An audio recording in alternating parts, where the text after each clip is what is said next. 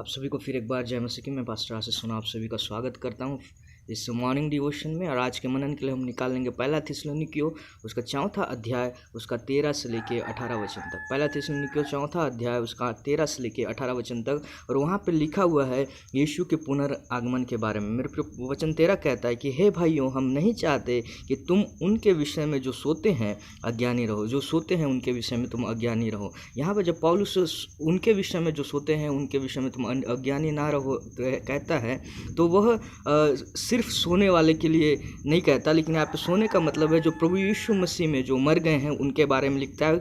और कहता है कि जो प्रभु यीशु मसीह में मर गए हैं उनके विषय में तुम अज्ञानी ना रहो, क्योंकि ऐसा ना हो कि तुम दूसरों के समान शोक करो जिनके पास आशा नहीं। तुम दूसरे अन्य जातियों के समान तुम शोक ना करो कि उनकी आशा नहीं है। दूसरे अन्य जाति लोगों के पास आशा नहीं है मेरे प्रियो, कि आज जब लोग मर जाते हैं तो उनका मानना है कि मरने के बाद कोई भी जीवन नहीं है।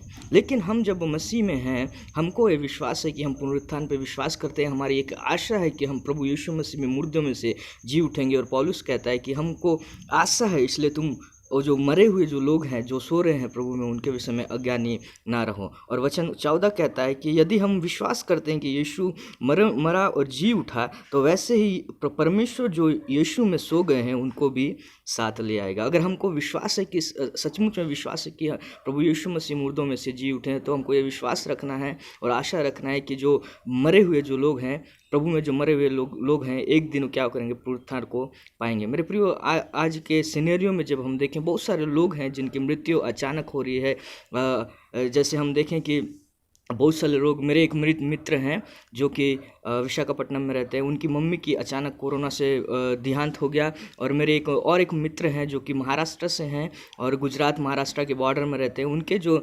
पासवान है उनकी मृत्यु हो गई। उनके जो अध्यक्ष हैं, जो संस्था के अध्यक्ष हैं, उनकी मृत्यु हो गई।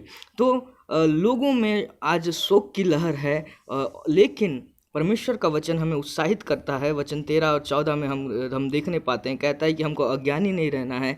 जो प्रभु यीशु मसीह में सोया है उसको परमेश्वर, जैसा यीशु को मरे हुए में से जी उठाया, वैसे ही उनको भी जी उठाएगा और ले आएगा। और वचन 15 कहता है, क्योंकि हम प्रभु के वचन के अनुसार तुमसे यह कहते हैं कि जो जीवित हैं और प्रभु के आने तक बचे रहेंगे, सोए हुए में से कभी आगे नहीं बढ़ेंगे। वहाँ पे लिखा हुआ है ऑर्डर ऑफ रिजरेक्शन, मतलब कैसे लोग पुनरुत्थान होंगे। यहाँ पे थिस्सलुनीकी कलीसिया में जो लोग मर रहे हैं, इनके बारे में थिस्सलुनीकी कलीसिया जो है वो सोच रही है कि ये मरने वाले लोगों का क्या होगा, क्योंकि प्रभु जब आएंगे स्वर्ग में, जब प्रभु यीशु मसीह आएंगे, तो ये मृत्यु के लोग जो हैं वो कैसे प्रभु से मिलेंगे, और इस बात में चिंता में है। और पौलुस कहता है कि तुम इस बात की चिंता ना करो, क्योंकि जो प्रभु यीशु मसीह में सोए हुए हैं उनसे तुम कभी आगे नहीं बढ़ोगे। परमेश्वर का वचन कहता है 15 वचन में। और लिखा है कि जब वचन 16 कहता है कि क्योंकि प्रभु आप ही स्वर्ग से उतरेगा, उस समय ललकार और प्रधान दूत का शब्द सुनाई देगा और परमेश्वर की तुरही फूकी जाएगी। और यहाँ पे बहुत इंपॉर्टेंट लिखा है कि जो मसीह में मरे हैं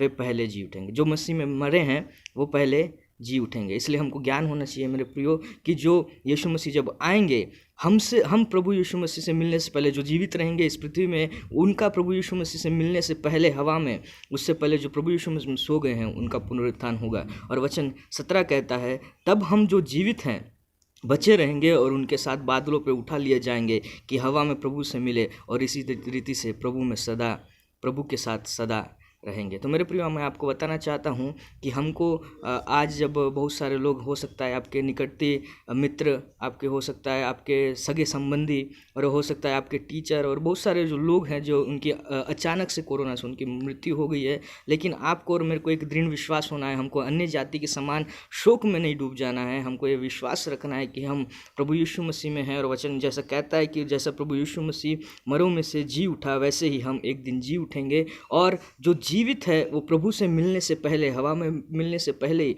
जो प्रभु यीशु मसीह में मरे हुए हैं उनका पुनरुत्थान होगा, और वो पहले प्रभु से मिलेंगे। फिर उसके बाद हम जाके प्रभु से मिलेंगे और हम प्रभु के साथ एक साथ रहेंगे, एक फैमिली की तरह प्रभु के साथ एक साथ रहेंगे। और वचन 18 आखिरी में कहता है कि इस प्रकार इन बातों से एक दूसरे को शांति दिया करो, एक दूसरे को शांति दिया करो। मेरे प्रियो, ये वचन को पौलुस इसने नहीं लिखता कि लोगों को पुनरुत्थान का सिद्धांत सिखाए, लेकिन पौलुस का जो मेन उद्देश्य था, जो मुख्य यहाँ पे उद्देश्य है, वो है कि वचन 18 में लिखा है कि एक दूसरे को शांति दिया करो। तो मेरे प्रियो, इस वचन के द्वारा हम अपने जो भी लोग हैं, अपने जो लोग हम जिनको हम जानते हैं, जिनके निकटतम जो लोग रिलेटिव उनके ख़त्म हो गए हैं, तो हम उनको जाएं, ये वचन को सुनाएं और उनको क्या करें, उनको शांति दें।